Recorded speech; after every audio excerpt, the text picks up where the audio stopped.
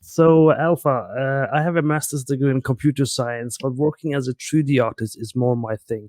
How do I argue about this? Should I keep my degree low or let that stand more out? Huh. Okay. I mean, I assume that you mean when you say keep my degree low, you mean on the CV, right? So, for me, it depends how experienced you are, but I'm going to assume that you're fairly early in your career.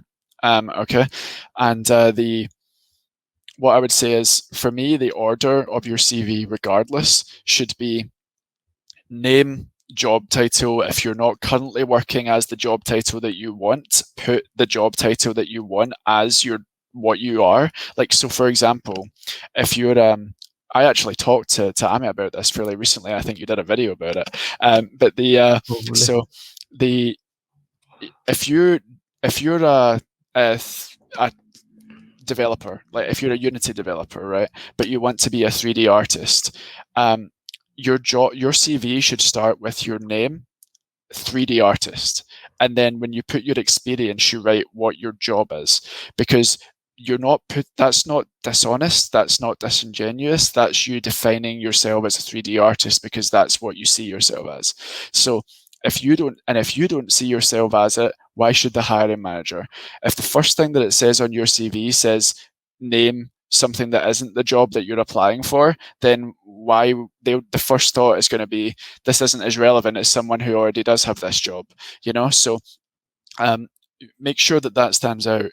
Your degree, if you're, is important, especially if you're early in your career, but it should come below any experience that you have. So for me, it should go name, what you title yourself as, what you see yourself as, a short summary about yourself, and then you can either put your skills here or you can put them after, like, or some people put them on the side, like kind of like what software you've used, what languages you know, all that sort of stuff. I mean, programming languages, and then it's experience and it's what your jobs have been and what your responsibilities were and what companies you worked for, and then education at the bottom.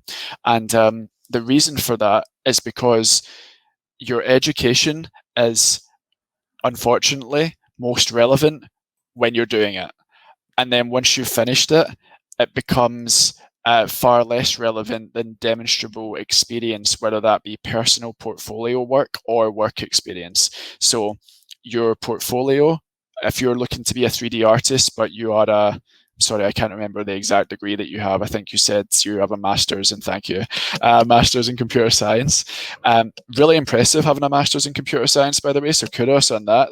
But just put so master's in computer science, and then portfolio front and center, because they're still going to see that you have that, but they're not going to discount you if you have a great 3D art portfolio, because the portfolio is king. Portfolio, if they see that your 3D artwork is good, they don't care whether or not you even have a degree. Um, And I want to add something to that because the way I would have used your situation, if I was in your situation, I would use computer science to my advantage because that means you have an understanding of coding, which means you're not just a 3D artist, you can be a tech artist, you can be more attractive to them because coding is really valuable. So I would definitely use it as I was think of reasons why it's valuable even though you're applying for 3D artists, because that means they can move you to different role in the future. That means you're flexible. That means you are a resource they don't have to replace. So I definitely don't see that as a negative thing at all. It's but again, it's how you learn to use your past, your experiences to your advantage, which I think maybe not everyone has that experience, but that's why we're talking about it. Yeah, it also shows that's absolutely right. If you it does make you more flexible to other roles, it also gives you perspective. Tech. If you're a 3D artist that understands some code and understands the tech behind what it is that you're doing, tech artists will absolutely love you, because it means that when they're trying to help you and you know what it is that they're talking about and they're how they're trying to help you, you'll you'll tell them what it is that you're actually trying to do rather than what it is that you want fixed, because the tech artist wants to help you get whatever you're trying to do done. But sometimes 3D artists like to say, I wish this did this. Can you make it do this? And the tech artist says, what are you trying to do? And we'll make that happen. So yeah, use it to your advantage. Show that you are a 3D artist who understands the background and who has an understanding of computer science, because that's excellent. Loads of people don't have that. Yeah, definitely. And you can make your own what's it called, plugins and codes for your 3D software for yourself without disturbing your team members. I mean, that's golden as well, I would assume. Yeah. So yeah, definitely.